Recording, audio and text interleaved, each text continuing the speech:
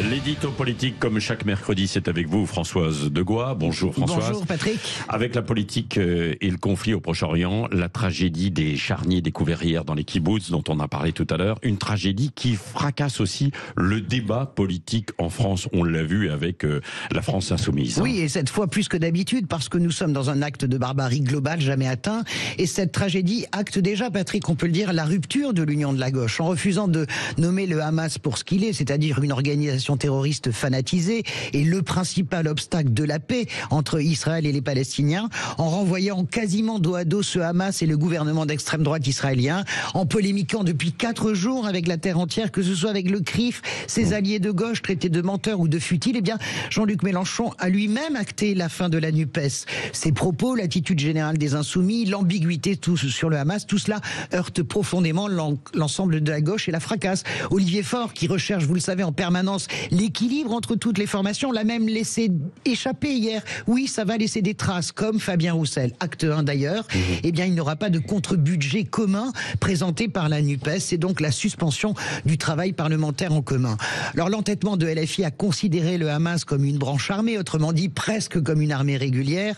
Se fracasse, Patrick, sur l'horreur des barbaries commises par ce Hamas dans 2 kibboutz, des nourrissons décapités, des corps brûlés vifs avec les mains attachées dans le dos. Nous ne sommes plus dans des crimes de guerre, Patrick, nous sommes dans des crimes contre l'humanité. Et face à cela, LFI bougera-t-elle un iota de son langage? Ça n'est même pas sûr. François Ruffin, d'ailleurs, l'a bien compris. Le député insoumis, dans une interview au Monde, le dit sans détour, et il a raison. Notre parole n'est pas à la hauteur de la gravité des événements en Israël. Des mots simples pour le dire, Jean-Luc Mélenchon n'a pas su le faire. Ceci dit, pour être juste, Patrick, la faute politique de LFI ne peut pas autoriser Enrico Macias, par exemple, à dire qu'il faut dégommer physiquement, je le cite, les Insoumis.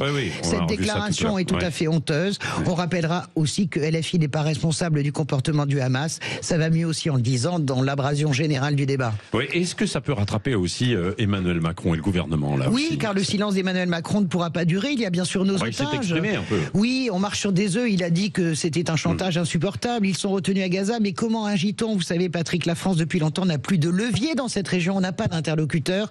On a des relations exécrables avec l'Iran et quasiment pas de lien avec le Hezbollah. Et puis, que dit la France sur le siège imposé à Gaza? Le siège des populations civiles, sans eau, sans électricité. Que dit la France? Est-ce qu'on va demander aujourd'hui, par exemple, l'ouverture d'un couloir humanitaire pour évacuer ces Gazaouis pris dans le piège infernal du Hamas qui les terrorise à l'intérieur depuis 17 ans et d'Israël qui les bombarde à l'extérieur? Merci Françoise Degois. Vous revenez tout à l'heure aussi à 8h15 dans Dites-le franchement en débat avec Elisabeth Lévy.